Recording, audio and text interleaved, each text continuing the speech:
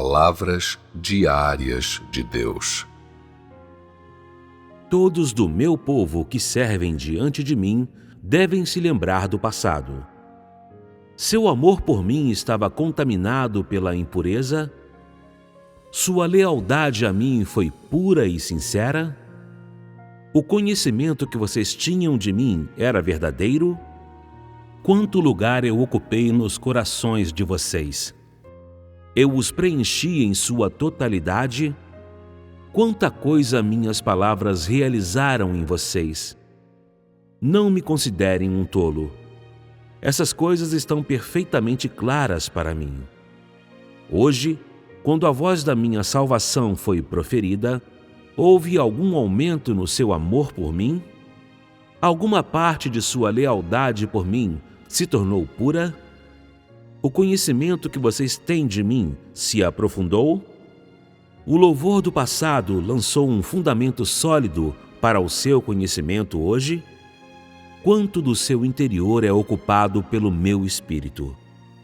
Quanto lugar a minha imagem ocupa dentro de vocês? As minhas declarações atingiram o seu calcanhar de Aquiles? Vocês verdadeiramente sentem que não têm onde esconder sua vergonha? Vocês verdadeiramente acreditam que não são qualificados para ser meu povo? Se vocês estiverem completamente esquecidos das perguntas acima, isso mostra que você está pescando em águas turvas, que você só está aí para fazer número e que no tempo pré-ordenado por mim, você certamente será eliminado e jogado num abismo sem fundo pela segunda vez. Estas são minhas palavras de advertência, e quem tomá-las levianamente será atingido pelo meu julgamento e no tempo estipulado sofrerá um desastre. Não será assim? Ainda preciso dar exemplos para ilustrar isso? Devo usar uma linguagem mais direta para prover um modelo para vocês? Do tempo da criação até hoje, muitas pessoas desobedeceram minhas palavras e, por isso, foram expulsas e eliminadas da minha correnteza de recuperação. Por fim, seus corpos perecem e seus espíritos são lançados no Hades. E hoje mesmo ainda estão sujeitas à punição atroz. Muitas pessoas seguiram minhas palavras, mas se voltaram contra o meu esclarecimento e a minha iluminação, e, em consequência, foram deixadas de lado por mim, caindo sob o império de Satanás e tornando-se aqueles que se opõem a mim. Hoje todos os que se opõem diretamente a mim obedecem somente às superficialidades das minhas palavras e desobedecem à substância das minhas palavras. Também houve muitos que meramente escutaram as palavras que falei ontem, que se ativeram ao lixo do passado e não entesouraram a produção deste dia. Essas pessoas não só foram capturadas por Satanás, mas também se tornaram pecadoras eternas e minhas inimigas, opondo-se diretamente a mim. Tais pessoas são os objetos do meu julgamento no auge da minha ira, e hoje elas ainda estão cegas, ainda estão dentro das masmorras escuras. E isso quer dizer que tais pessoas são cadáveres em decomposição e entorpecidos, controlados por Satanás. Eu digo que elas estão cegas porque seus olhos foram encobertos por mim. Seria bom dar um exemplo para sua referência, para que vocês possam aprender dele. Ao mencionar Paulo, vocês pensarão em sua história e em algumas narrativas a respeito dele que são imprecisas e fogem da realidade. Ele foi ensinado por seus pais desde a juventude e recebeu minha vida. E como resultado da minha predestinação, ele possui o calibre que eu exijo. Aos 19 anos de idade, ele leu vários livros sobre a vida. Portanto, não preciso entrar em detalhes sobre como, por causa do seu calibre e por causa do meu esclarecimento e da minha iluminação, ele não só pôde falar com alguma noção dos assuntos espirituais, mas também foi capaz de compreender minhas intenções. É claro que isso não exclui a combinação de fatores internos e externos. Ainda assim, sua única imperfeição foi que, por causa dos seus talentos, ele com frequência foi insincero e arrogante.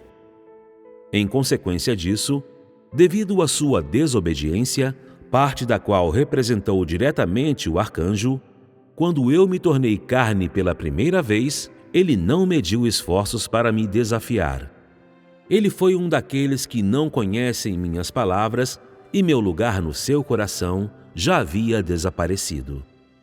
Tais pessoas se opõem diretamente à minha divindade e são abatidas por mim, e só se curvaram e confessaram seus pecados no fim.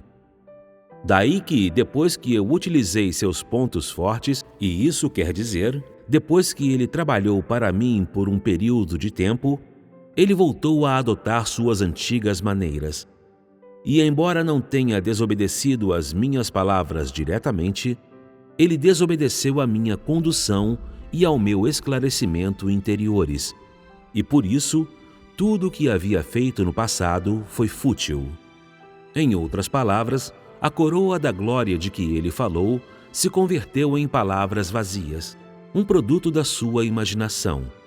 Porque até hoje ele está sujeito ao meu julgamento em meio às minhas amarras. Do exemplo acima se pode depreender que quem quer que se oponha a mim, opondo-se não só ao meu eu carnal, mas o que é mais importante, às minhas palavras e ao meu espírito, o que quer dizer a minha divindade, receberá meu julgamento em sua carne. Quando o meu espírito o abandona, você despenca verticalmente, descendo diretamente para dentro do Hades. E embora seu corpo carnal esteja sobre a terra, você é como alguém que padece de doença mental. Você perdeu sua razão e imediatamente se sente como se fosse um cadáver, tanto que roga a mim para acabar com sua carne sem demora. A maioria de vocês que são possuídos pelo Espírito tem profunda compreensão dessas circunstâncias e não preciso entrar em mais detalhes. No passado, quando operei na humanidade normal, a maioria das pessoas já mediram forças contra a minha ira e majestade e já conheceram um pouco da minha sabedoria e do meu caráter. Hoje, eu falo e atuo diretamente na divindade e ainda há pessoas que verão minha ira e meu julgamento com seus próprios olhos. Ademais, a obra principal da segunda parte da era do julgamento é fazer com que todo o meu povo conheça diretamente meus feitos na carne e fazer com que todos vocês contemplem diretamente o meu caráter. Contudo, porque eu estou na carne, tenho consideração pelas fraquezas de vocês. Minha esperança é que vocês não tratem seu espírito, sua alma e seu corpo como brinquedos, dedicando-os despreocupadamente a Satanás. É melhor entesourar tudo o que vocês têm e não tratá-lo como se fosse um jogo, pois essas coisas têm relação com o destino de vocês.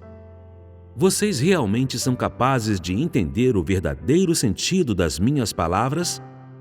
Vocês realmente são capazes de ter consideração por meus verdadeiros sentimentos? Vocês estão dispostos a apreciar as minhas bênçãos sobre a terra, bênçãos que são semelhantes às do céu? Vocês estão dispostos a tratar a compreensão que têm de mim, a satisfação das minhas palavras e o conhecimento de mim como as coisas mais valiosas e significativas na sua vida? Vocês são mesmo capazes de submeter-se inteiramente a mim, sem pensar nos seus próprios planos para o futuro? Vocês são mesmo capazes de permitir que sejam entregues à morte por mim e conduzidos por mim como uma ovelha? Há entre vocês alguém capaz de realizar tais coisas? Será que todos os que foram aceitos por mim e receberam minhas promessas são os que ganham as minhas bênçãos? Vocês entenderam alguma coisa destas palavras? Se eu os testar, vocês poderão mesmo colocar-se à minha disposição e, em meio a essas provações, buscar por minhas intenções e perceber meu coração? Não quero que você seja capaz de falar muitas palavras tocantes ou contar muitas histórias emocionantes. Antes, eu peço que você seja capaz de dar um excelente testemunho de mim e que você possa entrar na realidade de modo pleno e profundo. Se eu não tivesse falado diretamente, você poderia esquecer tudo o que o rodeia e deixar-se usar por mim? Não é essa a realidade que eu exijo? Quem é capaz de captar o sentido contido nas minhas palavras?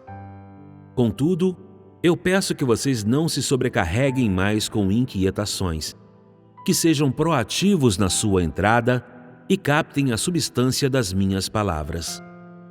Isso evitará que vocês entendam mal minhas palavras e lhes falte clareza quanto ao meu significado e assim violem meus decretos administrativos.